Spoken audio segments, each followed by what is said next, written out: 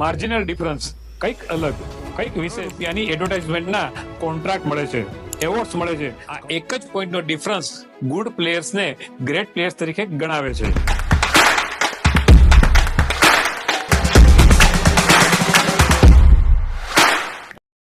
Basketball રમતા લાખો વ્યક્તિઓમાંથી જેઓ ખરેખર સારી રીતે રમે છે એવા હજારો સારા પ્લેયર્સ ખરેખરી પ્રોફેશનલી બાસ્કેટબોલ રમતા હોય છે. They are actually good players.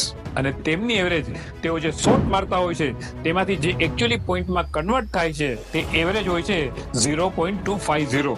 એટલે કે તે 20 માંથી 5 શોટ એકચ્યુઅલી પોઈન્ટમાં કન્વર્ટ થાય. પરંતુ બાસ્કેટબોલમાં જે જીનિયસ ગણાય છે, જેઓ ગ્રેટ ગણાય છે, તેઓ આવા હજારો પ્રોફેશનલ પ્લેયર્સ માંથી માંડ 10 થી 12 હોય છે. અને આ એવા પ્લેયર્સ છે જેમને દર વર્ષે કરોડો રૂપિયાની એડવર્ટાઇઝમેન્ટના કોન્ટ્રાક્ટ મળે છે, એવોર્ડ્સ મળે છે, ઘણું બધું માન અને સન્માન પણ મળતું હોય છે.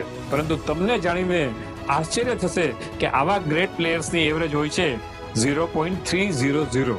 આવા ગ્રેટ પ્લેયર્સની 0.300 ની એવરેજને સમજીએ તો તેઓ 20 શોટ મારે તો તેમાંથી 6 એકચ્યુઅલી પોઈન્ટમાં કન્વર્ટ થતા હોય છે. સિમ્પલ લેંગ્વેજમાં કહીએ તો ગ્રેટ પ્લેયર્સ બોલને 20 વખત બાસ્કેટ તરફ ફેંકે, તેમાં તેઓ 6 પોઈન્ટ મેળવે. અને જેઓ ગુડ પ્લેયર્સ ગણાય છે તેઓ 20 વખત બોલને બાસ્કેટ તરફ ફેંકે તો તેઓને 5 પોઈન્ટ મળતા હોય છે. આ એક જ પોઈન્ટનો ડિફરન્સ ગુડ પ્લેયર્સને ગ્રેટ પ્લેયર્સ તરીકે ગણાવે છે. આથી તમારા પોતાના કાર્યક્ષેત્રમાં ગ્રેટ બનવા માટે, લીડર બનવા માટે બહુ મોટા કામ જ કરવા એવું જરૂરી નથી. માર્જિનલ ડિફરન્સ, કંઈક અલગ, કંઈક વિશેષ. આવું કરવાથી તમે પણ તમારી એક વિશેષ ઓળખ ઊભી કરી શકો છો. પરંતુ હા, એ થોડું કરવા માટે પણ પ્લાનિંગ અને મહેનત એ તો ઘણી કરવી પડશે. જય સ્વામિનારાયણ.